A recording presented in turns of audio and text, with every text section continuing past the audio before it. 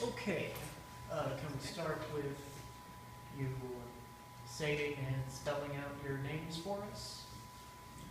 Who do you want first? Go ahead. That'd be Michael Curlin, Michael. Last name is spelled Krlin as in Nancy. Name is Deputy Jose Barrios, Jose Berrios. Okay. And how long have the two of you each been with the Pinellas County Sheriff's Office? I've been employed for 3 years last month. I've been employed for a little bit over 2 years now. Oh, wow. Did you work anywhere before, or? Law enforcement? Yeah. No. I did just federal for the Coast Guard. Oh, wow, okay. What initially got you to want to be a police officer? One of my good buddies used to have, he was married to a female. He got divorced from her. The in-law, the father was a Pinellas Park officer and always told us, I guess, war stories. They're pretty interesting, some of the stories, and I started paying attention to cops on TV. You know, that'd be pretty cool, so I started doing a couple ride-alongs here and there, and it got me hooked. For me, once the one thing that got me to join the U.S. Coast Guard was the law enforcement side of it. So my interest grew from there. Obviously, joined active duty, and from then on, I wanted to do it more on the local side. After 12 years, I got hired here. So. Okay.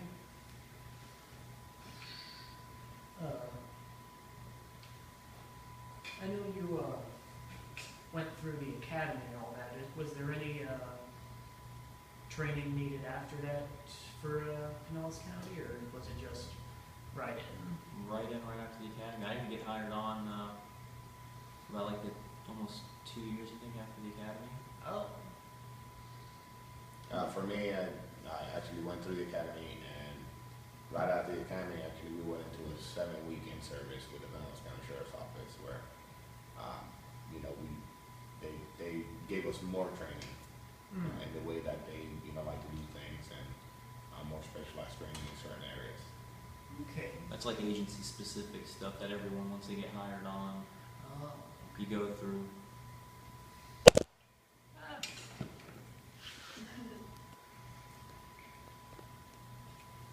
Okay. Sorry about that. What does an average day entail for you here? Like, My area is south of Union, so it's basically everything south of Main Street to Union is my area. My area is like lower income families, so there's tend to be more domestics involved and things of that nature versus the other areas in Dunedin with my other squad mates. But in my area, it's usually either mostly domestics or it's burglaries. For me, I'm kind of like a deal with the unincorporated side of the county. So obviously the same thing, you know, depending on what the cause is. I'm usually a float car, so it allows me to run the whole squad. And it all depends on the day. You know, obviously domestics are very common. Burglaries are very common. And then you also have an array of other, you know, issues, civil matters, or you know, certain things that people just don't know how to deal with them, so they feel like, you know, we're the answer for it. So we get to provide a lot of information, actually guidance on certain things. Not everything that we respond to is criminal or anything like that. So. What information do you provide? Well, depending on the call, it's all different. You know, I just dealing with a civil matter where, you know, we don't investigate civil matters, we investigate criminal matters, and you know, a lot of people think that we could just go and do certain things, and we need to explain to them, you know, hey, we just don't, you know, we can't do whatever we want. You know, there's a lot of rules and policies that we got to follow. A good example would be, for example, like someone, a landlord wanting one of their tenants kicked out because they haven't paid 6 months in rent for whatever reason, so they want us to trespass them and have them sent on their way. Well, legally we can't do that because they've established residency. Therefore, if the landlord really wanted their tenants out, they would have to go through the court process and file an eviction, which costs a lot of money and go that way. Oh, A lot of them usually know that, but sometimes we have to be there to refresh them. But typically when they try to make someone leave anyways, a big fight ensues, and that's how we end up getting called out anyways. Exactly. okay. Got any crazy or wacky stories from out on the field or anything like that? I can't think of any off the top of my head right now. Every call is different. And Yeah. I tend to, well, you know, when it's serious, I tend to be serious, but it is something silly. I try to just, you know, have fun with it, you know. It what keeps me, you know, enjoying my job, obviously. Obviously when I deal with the public, I try and be as respectful as I can and actually give them my undivided attention to make them feel that their problem is my number one priority. But other than that, I try to enjoy my job in any way that I can. But wacky stories, every call is different. Yeah. You know, every complaint is different. Every call that we get to that person it's like the end of the world. You know, when it's not. So we get to, you know, just kind of like be social workers a lot of times too. So Yeah. Usually it's they think that it's the biggest problem in the world, where to us it's very, very minor and something that they didn't even need to call us, but in turn we make it seem like it is the biggest problem in the world, when we solve it usually right then and there half the time. Okay. What's your favorite thing about being with the Pinellas County Sheriff's Office? I'd say the camaraderie, especially being on 12-hour shifts in the North County. I mean, it's not hard to schedule something with one of your buddies that you get close with and trying to fluctuate. Hey, you got Wednesday, Thursdays off, I got Friday, Saturday. Well, a little bit more difficult versus 12-hour shifts. We're all on the same schedule. So if everyone wants to do like a North County golfing tournament, we can all figure something out on what day, make sure we don't have anything playing with families. same token. The family atmosphere is great. The relationships you build, but also this is something that everybody, you see them, they truly gotta enjoy their job, because like I said, we deal with everybody else's problem, and us as human beings, we're gonna have our own problems, but like I said, you really gotta enjoy the job in order to do it. To this point, I'm still very happy. I enjoy coming to work, and then with the sheriff's office itself, being in the military before and not coming here, I think one of my favorite parts of this agency is the technology that they give you in trying to make your job easier, and the amount of training that they provide for us. You know, the training for me was one of the best things out of this agency. So they're definitely not cheap on that. They get their money's worth, and I really enjoy it. So. What kind of technology do you receive? Well, just from the mobile CAD and the computers and being able to do a lot of our reports electronically. There's very minimal forms that we have to handwrite nowadays, which is great. You know, there's still some departments that even their arrest affidavits, they got to be handwritten. We get to type ours up. You know? Well, I think Tom Langto came up with the arrest affidavit software, and he ended up sharing that with every agency in our county. Yes. And I actually think, like Hillsborough County, for example, they all handwrite their arrest affidavits and have to physically give it to someone in booking, or us.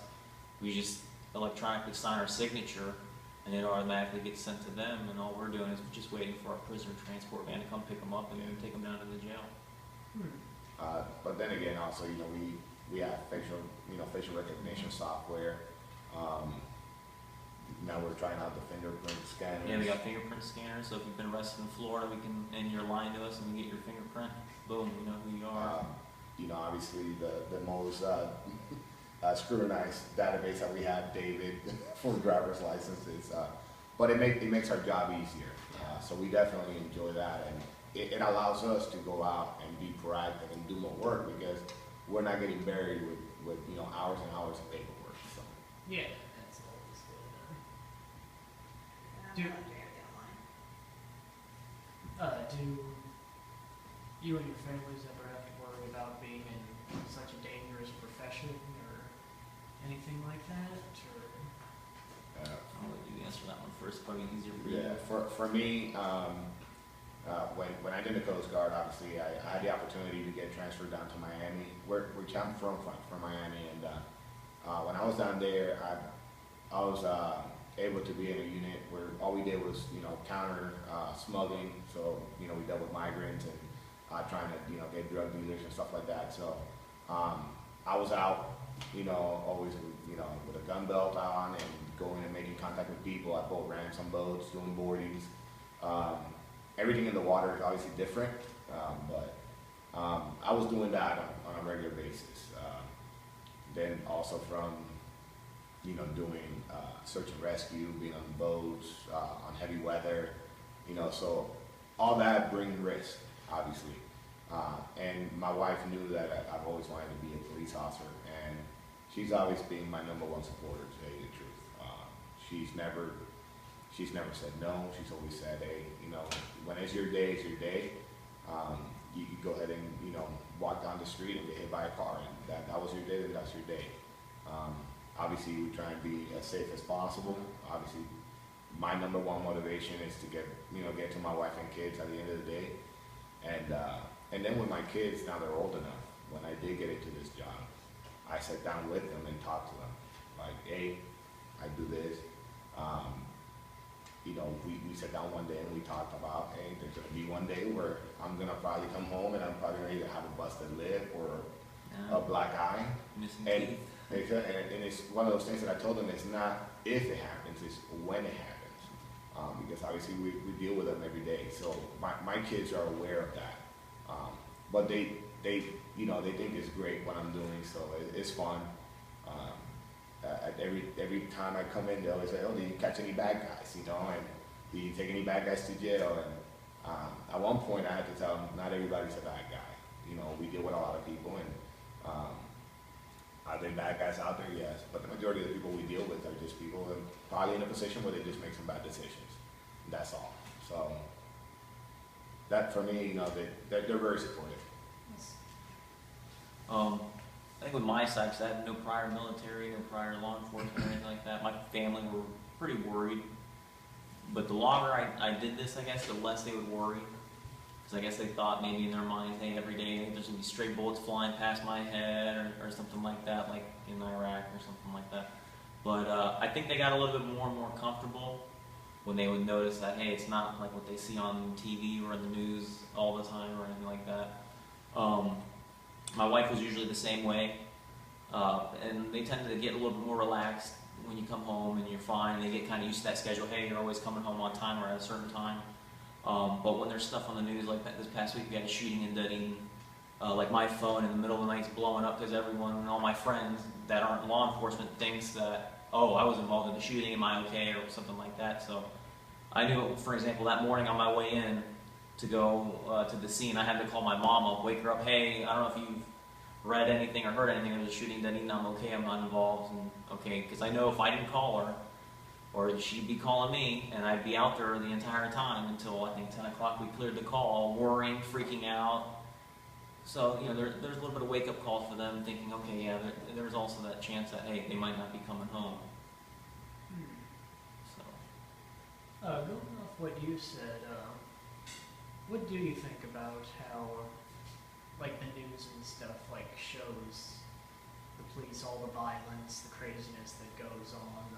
Do you have any thoughts on that, or? My theory is if it's newsworthy, the media will take it and run and make it perceived the way that they want to make it perceived. The way I look at it is I think as human beings, we look at it, when you do good, everybody's like, okay, you did good.